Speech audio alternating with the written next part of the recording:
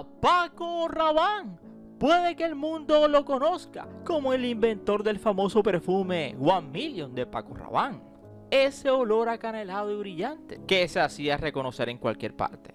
A Rabanne le encantaba el dorado y toda clase de metales, sobre todo para colocarlo en sus diseños. Lamentablemente Paco ha perecido el viernes 3 de febrero en Porzal, Francia, a la edad de 88 años. Le interesaba ante todo la idea del futuro.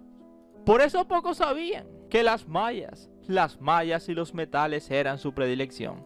La colección que lo lanzó a la fama en el 66 ni siquiera era tal. Aquellos 12 vestidos imposibles de llevar, elaborados con materiales contemporáneos, sustituían el tejido por mallas de eslabones de metal o plástico y ni siquiera eran sencillos de llevar, pero introducían en la moda una noción más cercana al diseño industrial o a la arquitectura de su tiempo. Eran ensayos, eran proyectos en el sentido original de la palabra, que rompía con el culto a lo textil que había marcado a la generación plenamente anterior, la de Dior, Balenciaga, o en menor medida Yves Saint Laurent, Rabanne y otros. Preferían siempre el futuro, sí, el futuro. Y créanme que el dorado de One Million, del famoso perfume, no es nada al azar. Rabanne pertenecía a un selecto grupo de diseñadores deslumbrados con la carrera espacial, que en aquellos años fogueaba el cuadrilátero simbólico de la Guerra Fría. Poco importaba que sus innovaciones parecían imposibles, y en la década que culminó con la llegada del hombre a la luna, los límites parecían siempre provisionales. Rabanne llegó a la moda ya como agente provocador. Gabriel Chanel decían que no era diseñador sino metalúrgico, y a él mismo le gustaba recordar que su primera vocación había sido la arquitectura. En aquellos años 60, en todo caso, Rabanne era un joven embarcado en una búsqueda personal que lo llevó a afrancesar su apellido para abrirse paso en los círculos de la moda de París. Y era que su verdadero apellido era Rabaneda, Francisco Rabaneda Cuervo. Era vasco, había nacido en Pasajes Guipúzcoa en 1934. Así que en aquellos años en París no solamente se quitó el apellido, en aquellos años también Francisco quiso dejar atrás la pobreza, esa misma miseria en la que nació y que tuvo que pasar toda su infancia muy sencillamente. Su padre, andaluz de pura cepa, era general del ejército republicano. Su madre, vasca también de pura cepa, fue militante y miembro de la dirección del partido. Así que un día su padre fue atrapado, detenido y puesto en el paredón en 1937, cuando el pequeño Francisco solamente tenía 3 años. Desde entonces la familia se había mudado a Francia, cuando el futuro diseñador apenas tenía 5 años. Allí estudió arquitectura en la Escuela Nacional Superior de Bellas Artes y comenzó a elaborar piezas de bisutería con rododit, un nuevo material transparente cuyas piezas él unía con eslabones o cadenas. Fue así como accedió a talleres de prestigio, como los de Dior, Givenchy o Balenciaga, con quien su madre había trabajado en San Sebastián antes de la Guerra Civil. La presentación de sus primeras colecciones coincidió con un momento de transición en la moda. La alta costura, el modelo dominante hasta entonces, comenzaba a ceder espacio ante el avance del pret-à-porter, como se le daba el nombre a aquel momento épico de la moda.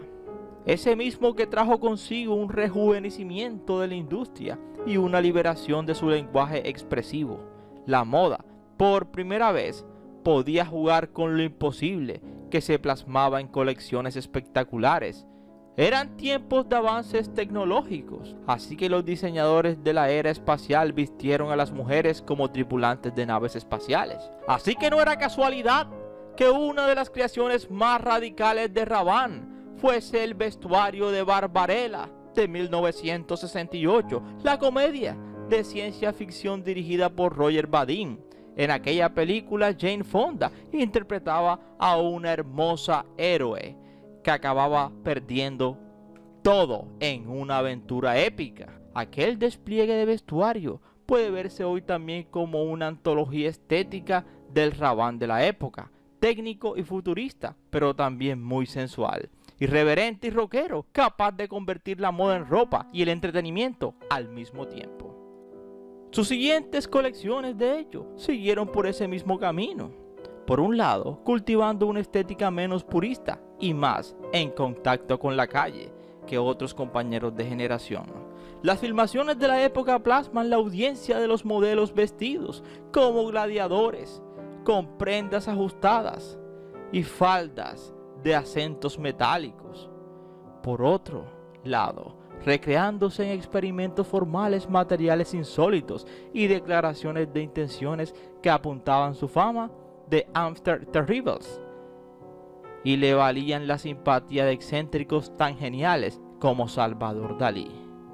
Pero había un problema: el público se decantaba por fórmulas menos experimentales, así que el motor económico del negocio era su división de perfumes.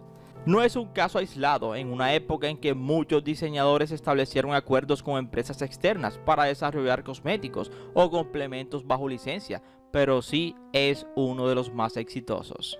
Así que si quieres saber un poco más, te invito a que te sientes, a que te relajes y que disfrutes del siguiente video. Somos 007 Ernie Videos, tu mejor opción, y gracias por preferirnos. Recuerda que cada día somos más y que tú eres nuestra estrella. Mis estrellas, esas que tanto quiero, sueño y sé que ellas me quieren a mí. Mis estrellas.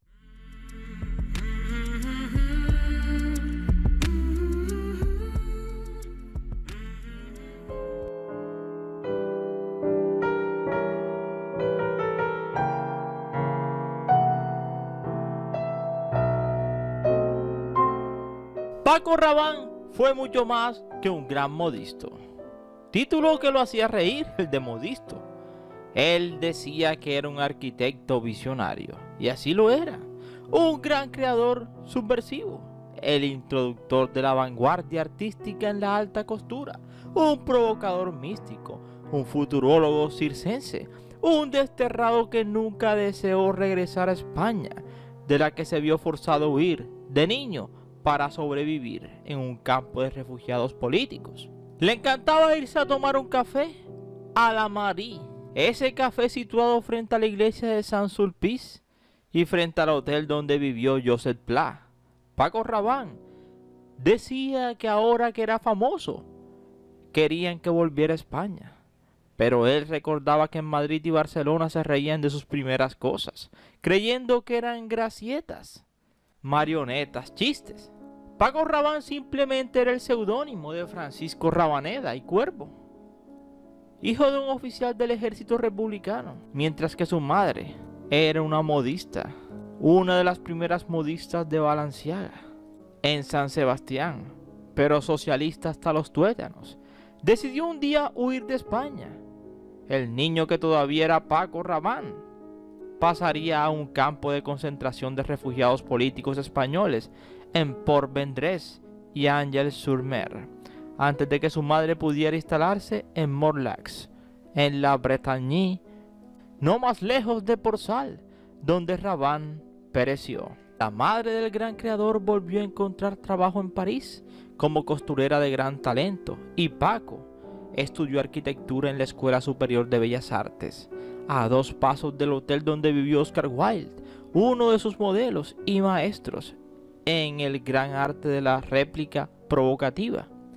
Así que para pagar sus estudios, Paco comenzó a dibujar y diseñar. Vendía sus dibujos, croquis y diseños a los grandes creadores de la moda de la época, introducido a través de los modistas más famosos y también por la gran modista que era su madre.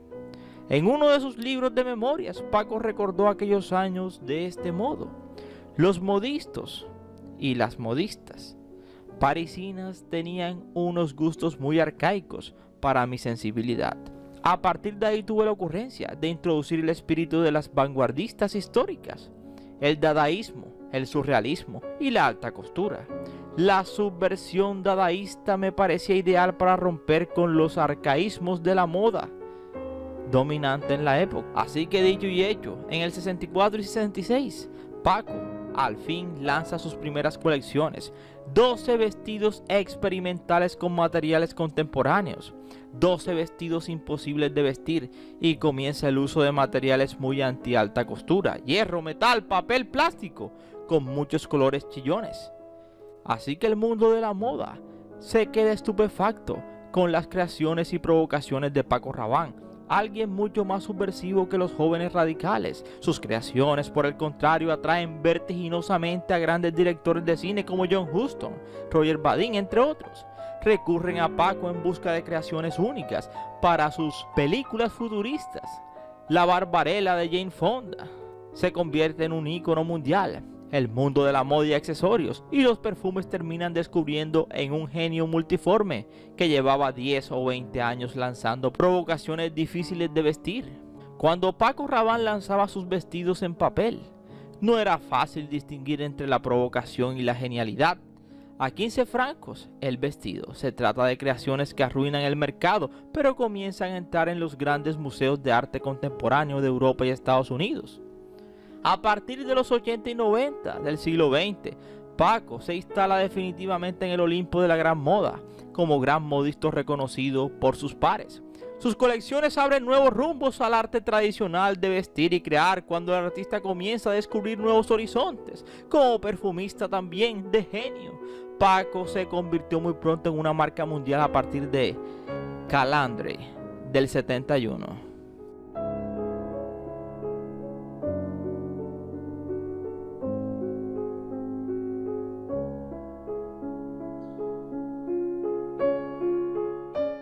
Instalado en el podio de la gran creación donde cohabitaban y cohabitan hoy en día muchos artistas y diseñadores y amantes de la vida nocturna y las culturas de otras civilizaciones.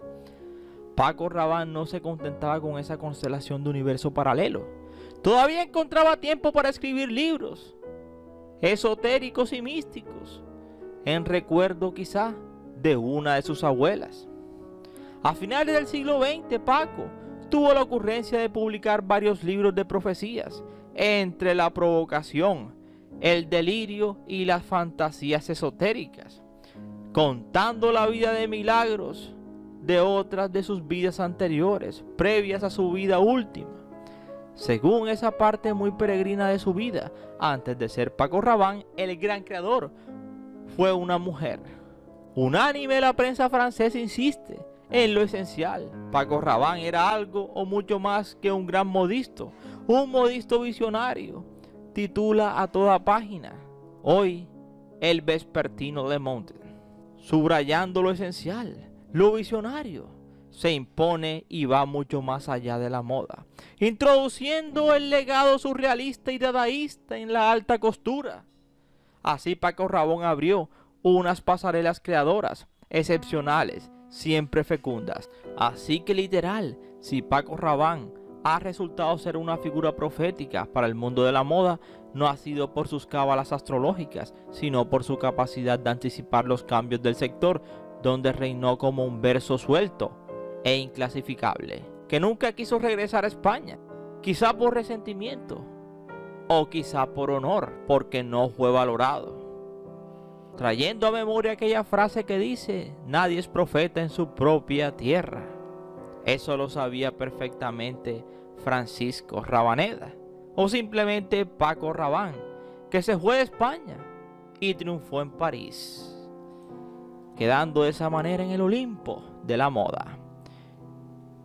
Adiós Paco Rabanne. Así perecía Paco Rabanne el 3 de febrero del año 2023 en su casa, tranquilamente en Porzal, Finisterre, Francia. Y esperamos que te haya gustado este interesante video, no sin antes decirte gracias por preferirnos. Y recuerda que cada día somos más y que tú eres nuestra estrella. Mis estrellas, esas que tanto quiero, sueño y sé que ellas me quieren a mí. Mis estrellas.